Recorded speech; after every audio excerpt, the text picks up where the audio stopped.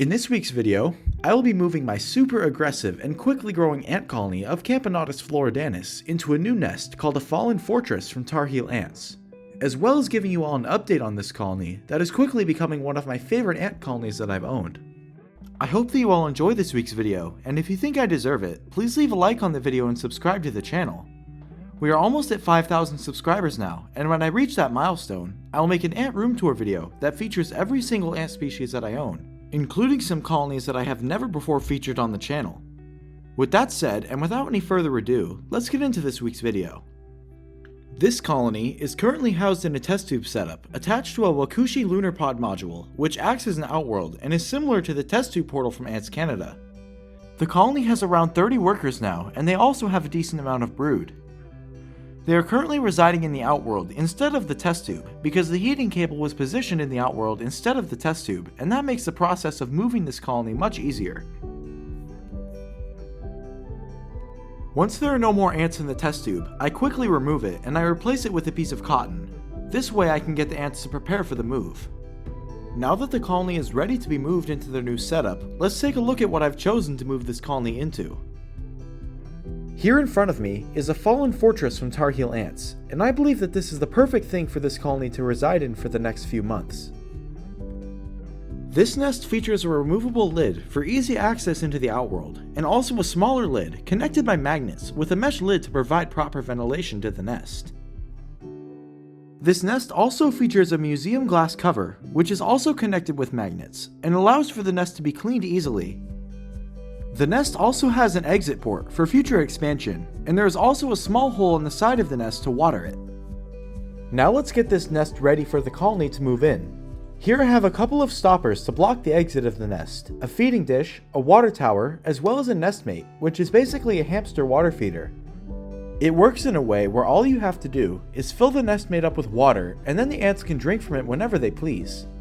It works great as an extra water source, such as for when you go on long trips, and the ants cannot be watered for a few days. With all of that done and put in place, all that I need to do now is water the nest and add a little bit of sand to even out the ground and give the larvae something to help spin their cocoons. Now that everything is ready, here is the finished result. I have housed multiple Camponotus species in this nest already in the past, and they have all done really well in it. So I hope that this colony also does really well, and I will give you all an update in the future to how this colony progresses. One last step that I almost forgot was to add an escape barrier to the sides of the nest to try and prevent the colony from getting any funny ideas. Now that everything is done, it's time to introduce the colony into their new home. The easiest and most efficient way to do this is to place the old setup that the colony is currently residing in into the new outworld and remove the cotton from the exit ports as well as the small outworld lids and let the colony find the nest themselves. I also took this opportunity to remove some small bits of trash as well as a dead worker with my tweezers. You can see that the colony is pretty alarmed by this sudden change in environment, and many ants begin to swarm out of the lunar pod and explore their newfound territory. Since the last update on this colony, they have now produced their first major worker, as you can see here. Her exoskeleton has not quite fully hardened yet, but you can still see her pretty red coloration. She is much larger than all of the other workers, and she has a much larger head as well. It didn't take long for the first worker to find the new nest, and she eagerly started to explore it. The worker at this point is determining if the new space she found is safe, and if it is a possible place for the colony to reside in.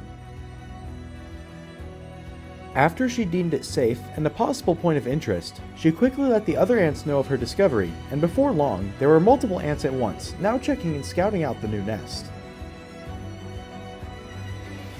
While the ants were exploring the nest, to further entice the colony to move in, I decided to leave it in the darkness by placing a towel over the nest and leaving the colony be for a couple of hours. A few hours later, I checked back on the colony and they had completely moved into the new nest and abandoned the lunar pod, making it a lot easier to remove it from the outworld. This nest is perfect size for the colony, not too small so that they don't have any growing room, but also not too big to where they start leaving trash in the nest and filling up space. This species of ant grows way faster than the average Camponotus species, and I believe that this colony will be in need of another expansion in a few months if all goes well and the colony remains healthy.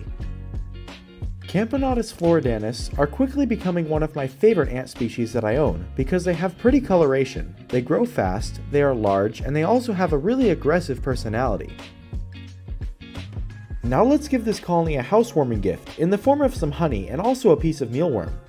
This colony really loves their sugars, and I try to have a constant supply of sugar for them at all times.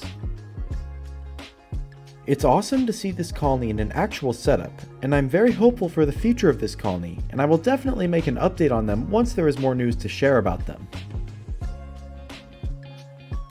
I really hope that you all enjoyed this week's video and found it to be useful and entertaining. If you did, and if you think I deserve it, please leave a like on the video and subscribe to the channel. Because when I reach 5,000 subscribers, I will make an ant room tour video that features every single ant species that I own, including species that I have never before featured on the channel. With that said, thank you all for watching today's video, and I hope that you all have a great rest of your day. And until next time, peace.